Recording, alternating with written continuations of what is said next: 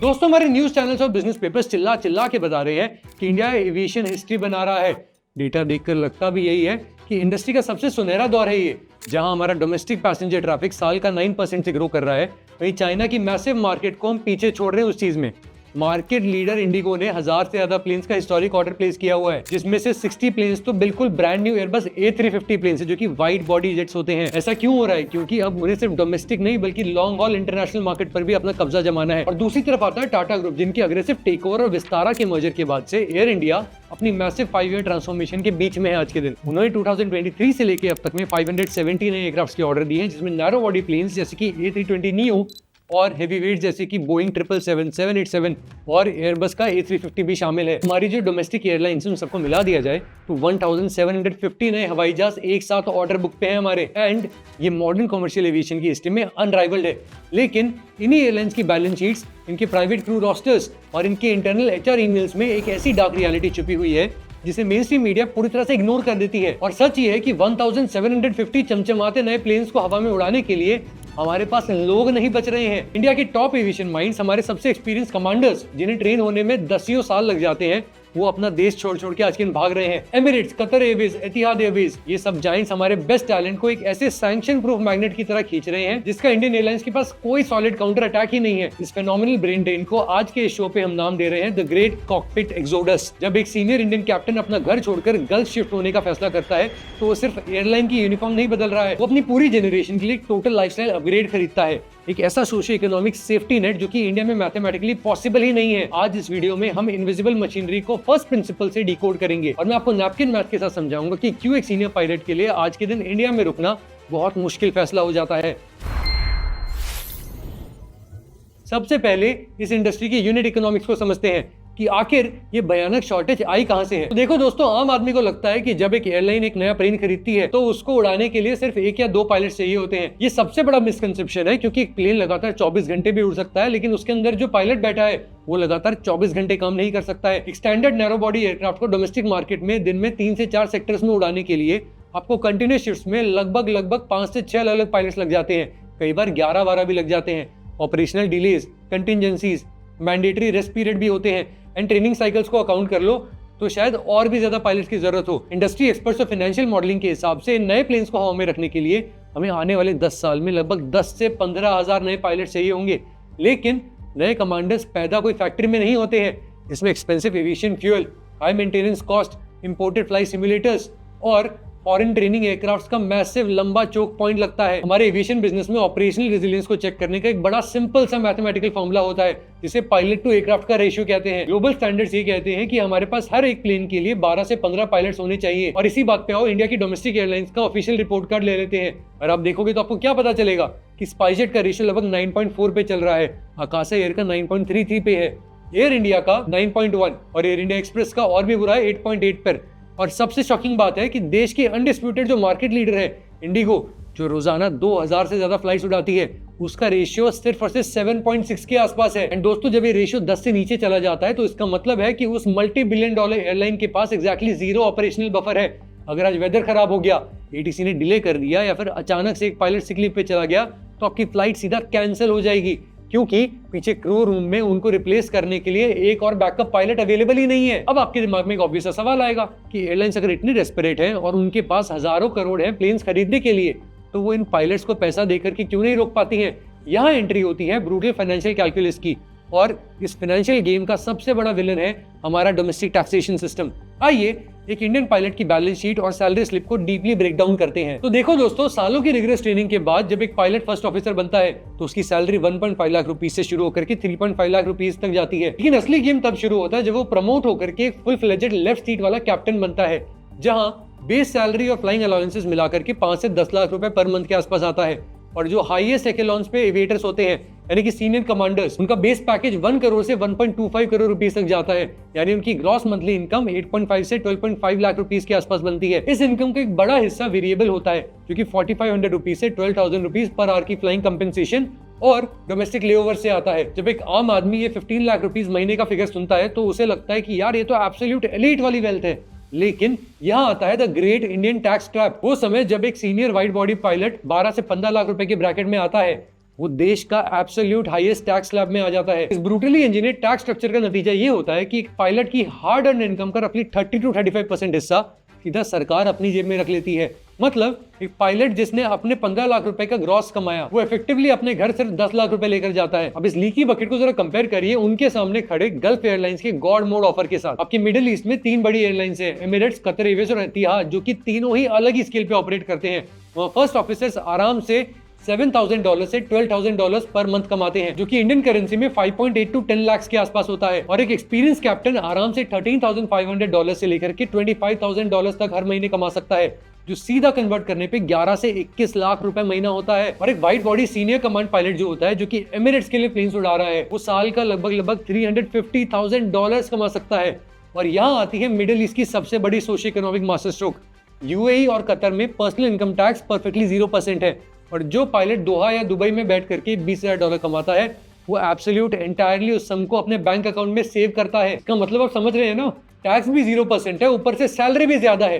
और combined math क्या कहती है कि अपने इंडियन काउंटर पार्ट पायलट्स के मुकाबले वो इफेक्टिवली 3 गुना ज्यादा डिस्पोजेबल इनकम सेव कर रहा है। अगर आप 3 गुना टैक्स फ्री डिफरेंस को 10 से 15 साल के लंबे करियर पे कंपाउंड करेंगे, तो ये जुड़ करके एक massive multi crore wealth gap बन जाता है। लेकिन सच्चाई तो ये है कि कैश तो सिर्फ पिक्चर का आधा हिस्सा है, असली वेल्थ तो वो है जो कि आपको खर्च नहीं करना पड़ रहा है। गल्फ एयरलाइंस अपने स्टाफ के इर्द गिर्द एक ऐसी मेटिकुलसली प्लान्ड बेनिफिट पैकेज बनाती है जिसे मैं इनविजिबल रेवेन्यू लाइंस कहता हूं। ऐसे समझिए कि इंडिया में एक पायलट को अपना प्राइमरी घर मुंबई या दिल्ली की प्रीमियम रियल एस्टेट मार्केट में अपने खुद के टैक्स कटने के बाद बचे हुए पैसे से खरीदना पड़ता है।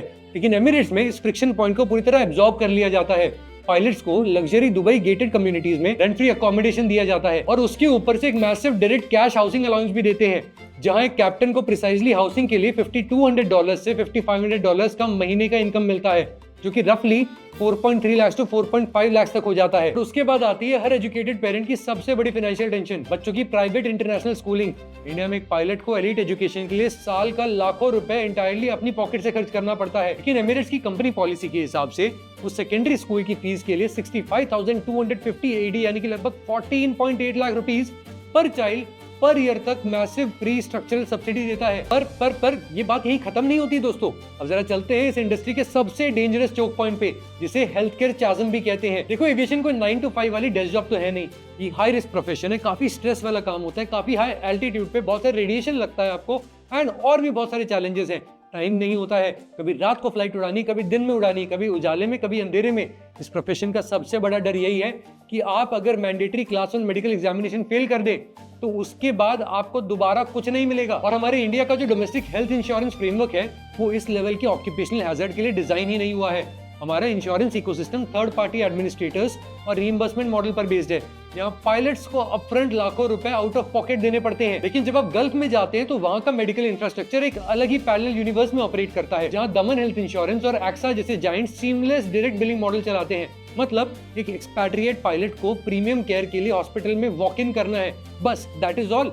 उसके बाद उसकी जेब से एक पैसे का भी खर्चा नहीं हो रहा है। और इसके ऊपर आता है सिक्योरिटी, जो कि उनको लॉस ऑफ लाइसेंस का इंश्योरेंस पॉलिसी मिलता है। वेल, ऐसे समझो कि एतिहाद एयरवेज के किसी पायलट को किसी मेडिकल कंडीशन के कारण परमानेंटली उड़ने से रोक दिया जाता है, तो उन्हें क्रिटिकल इलनेस डायग्नोज होने पर डायरेक्टली $150,000 का एक massive immediate cash lump sum payment मिलता है। और उसके बाद as a guaranteed monthly income captain को $6,000 और एक फर्स्ट ऑफिसर को $5,000 हर महीने दिया जाता है, straight up to the age of 60 years. बहुत देखो, पैसे की बात तो बिल्कुल ही क्लियर है, लेकिन इससे भी आगे एक और फैक्टर आता है, वो है फटीग और रिस्क का फैक्टर। और उड़ते हुए आसमान की एक्चुअल फिजिकल रियलिटी को समझना बहुत जरूरी है इसके लिए। आप सोच रहे होंगे कि क्या इंडियन एविएटर्स सिर्फ पैसे के लिए देश को छोड़ के चले जाते हैं? नहीं, फिजिकल और साइकोलॉजिकल टोल भी बहुत बड़ा है। इंडियन डोमेस्टिक मार्केट में इस वक्त हाइपर कंपटीशन है और एविएशन मैनेजमेंट पर मार्केट शेयर मेंटेन करने का बहुत ज्यादा एक्सट्रीम प्रेशर है, और ये प्रेशर सीधा सीधा क्रू के ड्यूटी रोस्टर्स पे आता है। हालत इतनी खराब है कि 2024 के आसपास पायलट फटीग रिपोर्ट्स में एक स्टैगरिंग 20% का राइज ऑब्जर्व किया गया। इस सीवियर पायलट बर्नआउट को काउंटर करने के लिए डीजीसीए ने लेट 2024 और 2025 में स्ट्रिंजेंट रिविजन्स इम्पोज किए, जैसे FDTL यानी कि फाइट ड्यूटी टाइम लिमिटेशंस कहा गया। इन नए रूल्स में स्ट्रिक्टली मैंडेटरी वीकली रेस्ट को 36 आवर्स से बढ़ाकर के 48 आवर्स किया गया। और सबसे बड़ा चेंज, क्यूमुलेटिव फटीग को रोकने के लिए एक पायलट की maximum allowable consecutive night landings को 6 से वायलेंटली क्रैश करके बस 2 पे लाके खड़ा कर दिया गया। ये रूल्स बेस्ट थे, लेकिन इनका अराइवल इंडियन एयरलाइंस के फ्रेजाइल क्रूइंग मॉडल के लिए एक डेथ सेंटेंस की तरह था। तो हमारी एयरलाइंस को रियलाइज हुआ कि नए मैथ के हिसाब से उन्हें exact same number of daily flights execute करने के लिए बिटवीन 20 to 25% एक्स्ट्रा पायलट चाहिए होंगे। और इस मैथमेटिकल इम्पॉसिबिलिटी का डायरेक्ट शिकार कौन हुआ? इंडिया की सबसे बड़ी एयरलाइन इंडिगो, जो कि लगभग 60% से ऊपर रूट्स पे अकेले कब्जा करके बैठी है। अपने सारे ऑपरेशंस को कायम रखने के लिए उन्हें 5200 पायलट्स की जरूरत थी और उन्हें पड़ा लगभग 650 पायलट्स का बड़ा शॉर्टफॉल। इस सिस्टेमिक ऑपरेशनल क्राइसिस का नतीजा ये हुआ कि दिसंबर 2025 में हम सबने देखा कैसे इंडिगो का पूरा बैकएंड नेटवर्क पूरी तरह से कोलैप्स हो गया और उन्हें डेस्परेटली ओवर 3400 फ्लाइट्स कैंसिल करनी पड़ी। और ये ऑपरेशनल कियोस इतना ज्यादा भयंकर था कि मिनिस्ट्री ऑफ सिविल एविएशन को इमरजेंसी में इंटरवीन करके इंडिगो को टेम्परेली बेल आउट करना पड़ा और पायलट्स को वही प्यूनिटिव कल्चर फेस करना पड़ा और कुछ समय तक, जिससे उनको बचाने के लिए सारा सिस्टम किया गया था। और इस काफी डीप टॉक्सिक डोमेस्टिक एनवायरनमेंट से बिल्कुल दूर है आपका गल्फ वाला इकोसिस्टम, जहां पे एयरलाइंस बहुत बड़े क्रूज के साथ ऑपरेट करती है और जहां पर strict fatigue risk management systems को ग्लोबली एनफोर्स किया जाता है। तो दोस्तों अब सवाल ये आता है कि हमारी जो इंडियन एयरलाइंस है, क्या वो इस सीवियर एट्रिशन की प्रॉब्लम के सामने सरेंडर कर चुकी है? नहीं, वो एक इंटेंस डोमेस्टिक डॉग फाइट में लगी हुई है, टैलेंट को रिटेन करने की डॉग फाइट। लेकिन उनके रिटेलिएशन मेथड्स पूरी तरह से रिएक्टिव और स्ट्रक्चरली फ्लॉड है। फॉर एग्जांपल, इंडिगो ने दिसंबर 2025 के मेल्टडाउन के बाद कैप्टन्स का domestic layover allowance directly 50% hike करके 3000 रुपए पर घंटे किया, लेकिन पायलट्स ने इसे डिसमिस कर दिया क्योंकि ये एक माइनर इंक्रीमेंट था। 15 लाख रुपए के ऊपर 1% का हिस्सा भी नहीं होता ये। और जो डिटेल में मैंने आपको बताया, मल्टी करो वेल्थ गैप, ये उसको तो कहीं से फिक्स भी नहीं करता है। और एयर इंडिया ने तो एक बिल्कुल ही अलग साइकोलॉजिकल एंगल खेला। उन्हें लॉन्च किया द फ्लेक्सी कॉन्ट्रैक्ट, जो कि और बड़ी कंट्रोवर्सी बन गई। कैसे? जहां वाइड बॉडी पायलट्स को 15 दिन ऑन और 15 दिन ऑफ का ऑफर दे दिया गया, लेकिन जो यूनियन के लीडर्स थे वो लोग समझदार थे, उन्होंने इमीडिएटली इस ट्रैप को एक्सपोज कर दिया क्योंकि Indian salaries heavily flying hours per based होती हैं और 15 दिन अगर कोई घर पे बैठेगा तो उसकी इनकम तो वैसी गायब हो गई ना। एंड इन सब का रिजल्ट ये होता है कि जब ये सारे मूव्स फेल हो जाते हैं तो मार्केट क्या बन जाता है? कैनिबलिस्टिक। डोमेस्टिक एयरलाइंस आज की डेट में राइवल पायलट्स को पोच करने के लिए अनाप शनाप बड़े नंबर्स के बोनसेस अनाउंस कर रही हैं, up to 50 lakh rupees upfront cash. Bond होता है कि फिर इतने साल तक छोड़ के नहीं जा सकते, बट 50 लाख रुपए। And the best part is, जब हमारे इंडियन मार्केट की जीरो सम गेम कुछ भी प्रॉब्लम सॉल्व नहीं कर पाई, तो हमारे एयरलाइन के जो सीईओज हैं, चाहे वो पीटर एल्बर्स हो जिन्होंने रिजाइन कर दिया इंडिगो से, या फिर आपके एयर इंडिया के सीईओ, दोनों ही आके की बात बोलने लग गए कि यार जो पायलट्स की पोचिंग होती है ना, उस पर रोक होनी चाहिए, रेगुलेटरी बैन होना चाहिए। दोस्तों अब आप जरा एक लॉजिकल स्टैंड पॉइंट से सोचिए, एक ऐसा आदमी जिसने अपने करियर को बनाने के लिए करोड़ों रुपए का इन्वेस्टमेंट किया, मुश्किल से एक पायलट का लाइसेंस हासिल किया, और अब उसके पास दो ऑप्शन है इंडिया के इस एनवायरनमेंट में ऑपरेट करना, जहां पे एक और रिस्क है कि भैया एयरलाइन कब बैंकरप्ट हो जाती है, कब उनकी वेज कट हो जाती है, कुछ नहीं पता है। और दूसरी तरफ वो गल्फ का मॉडल जो कि बस दे रहा है और दे रहा है और भी ज्यादा दे रहा है, वो किसको चुनेगा? कंक्लूजन देखो बिल्कुल ही स्ट्रेट एंड ब्रूटल है। The great migration of Indian pilots to the Gulf carriers ये कोई टेम्पररी स्टैटिस्टिकल एनोमली नहीं है, ये purely global aviation talent pool का एक बहुत ही प्रोफाउंड स्ट्रक्चरल रीअलाइनमेंट है। इंडियन एविएशन कांग्लोमरेट्स ने हिस्टोरिकली अपना entire focus 1750 physical aircraft orders पर रखा है, पर वो बैटल अलग है जहां पे इनके लिए उनको पायलट ढूंढने पड़ेंगे। छोटे छोटे लेओवर अलाउंस हाइक्स या फिर कंट्रोवर्शियल फ्लेक्सी कॉन्ट्रैक्ट्स, ये सब इस एनवायरनमेंट को और ज्यादा खराब कर रहे हैं। कहीं ना कहीं शायद हमारी जो सरकार है उसको भी अपने टैक्स स्ट्रक्चर पे कुछ काम करना पड़ेगा, क्योंकि इन दी एंड अगर इंडिया में काम करना और गल्फ में काम करना आपकी डिस्पोजेबल इनकम में 3 गुना का फर्क लेके आता है, तो फैसला कहीं ना कहीं एक साइड का हो जाता है। और ये खाली एविएशन की बात नहीं है, ये हम हर सेक्टर में देखते आ रहे हैं।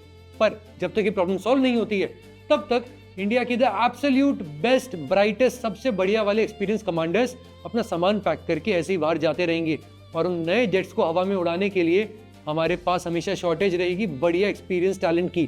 The reality of the business is very very simple.